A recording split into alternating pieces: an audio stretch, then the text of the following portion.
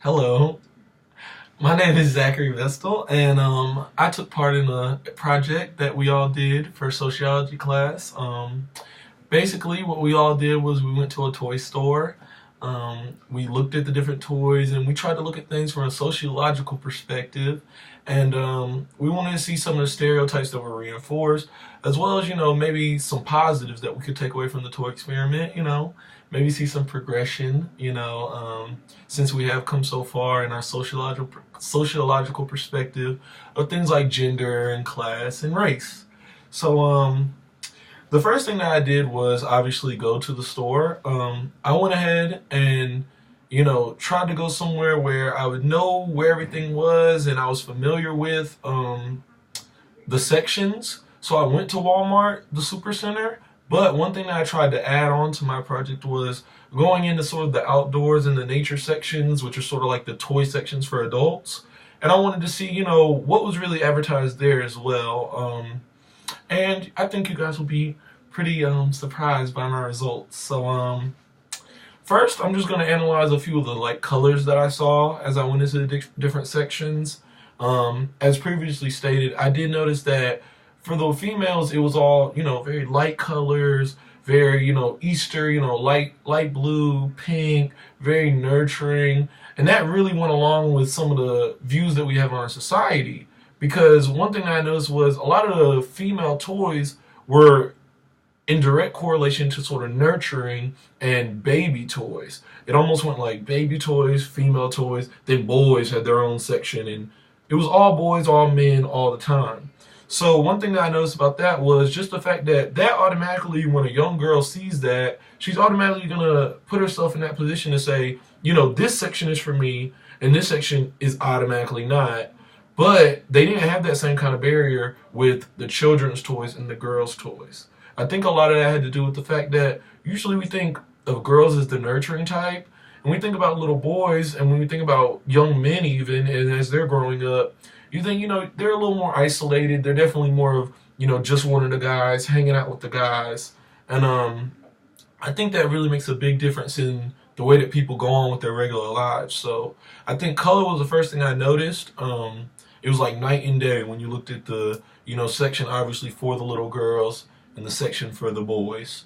Some of the symbols that I was able to pick up on while I was at the toy store were just different things like, for the boys, there were so many career options through toys even, which is something huge for kids because I know when I was a kid, I played with the Tonka trucks and the stethoscopes, and I pretended to be a doctor and, I pretended to be all these great things and I never really thought about it. But when I looked at what the girls had to look forward to, they did have those options, and I think that shows some of the progression that we've had in this society. There were some doctor options. There was even like a handy lady, toy where there was a hard hat, and it gave the option, but probably 50-50. There was options of everything else, and then there was options of being, caregiver, taking care of the home, cook meals, things like that. And it made me just think, if I had a son or if I had a daughter, how I would feel about them in these toy sections. And I would definitely want to mix things up because I wouldn't really want to, force my daughter into thinking that this was one way that you can be and there is no other option because it is a fluid thing. And I don't think that the fluidity of gender and of class and of just, interests of children was really expressed as well as it could have been. But I did see some progression. Now, when it comes to things like gender neutrality and specificity, I noticed that for boys, once again, it was much about their outward appearance. There was a lot of macho man toys, toys to teach boys how to be men in our society, as well as I already said, women were learning how to be, the sociological norm, I guess you would say, of what women would be. But one thing that I did notice was there was a little bit of pushback because there was so much variety for the boys that they did have the option of, cooking, even the food. I noticed that there was like a Ninja Turtle toy geared toward the boys, which Ninja Turtles is not just a boy thing. And I noticed you could cook for that.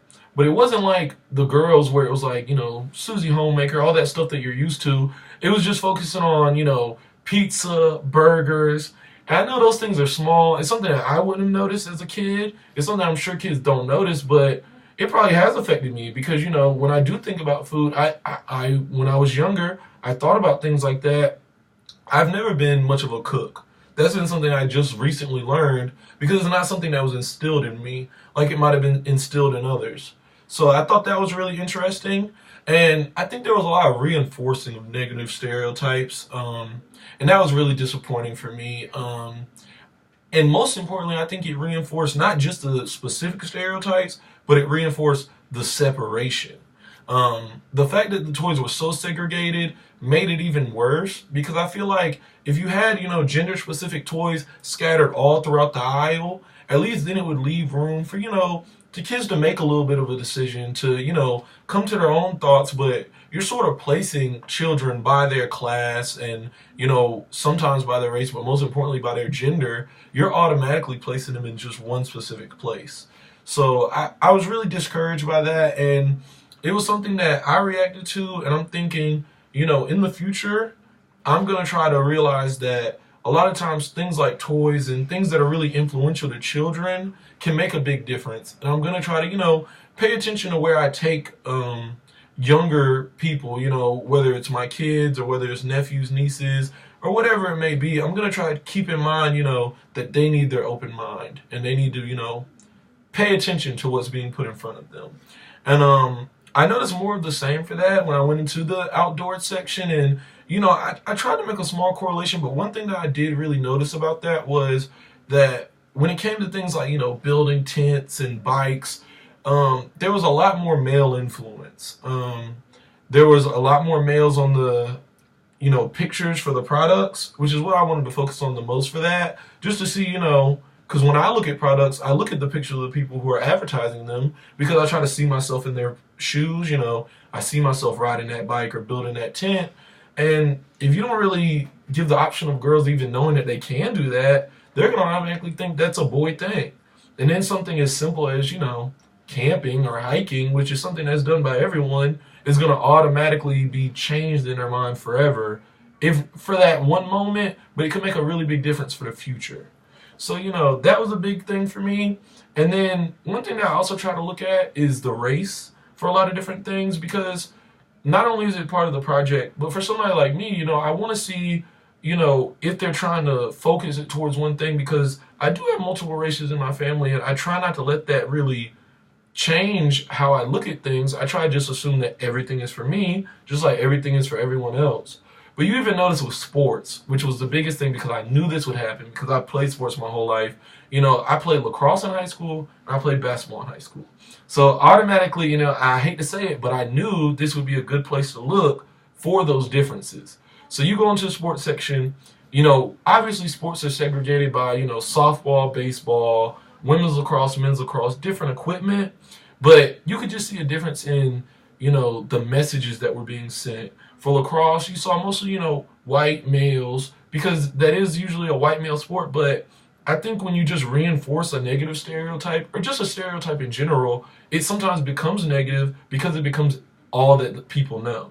I don't think that it's negative that lacrosse might be a predominantly white sport, but I do think it's negative when we stop letting people think that can be for anyone. Same with basketball. I noticed that there was a little bit more diversity, which I understand because there is more diversity of knowing that sport. But I think that diversity really led to to kids maybe being able to say, oh, anybody can play this. I can play this with this friend or that friend, and there's really no difference. So that really made a big difference for me, and it was a little bit disappointing. It's something that, once again, when I have kids, I'm going to really try to make sure that they know that everything in the store is for them, even if maybe the toy manufacturers or the people who pick and choose, just even the logos for the toys doesn't see that. But I definitely thought it would be much more progressive as I went. I expected a lot more out of the toy companies because, to be honest, the aisles did not reflect what I see in real life. It's already been mentioned, I only mentioned 2 races in this entire time. And those 2 races are the only 2 races I saw, which, is nothing like UNCG. It's nothing like Greensboro. It's nothing like America. So, I was disappointed, but I saw some progression, and I think it'll be tough to have more progression in the toy market because it's such a relaxed market that's sort of already known for what they're going to do. But I'm hoping that, there's a little bit of a shakeup in the toy industry coming up because, I'm going to have to deal with toys a lot more in the future, I think.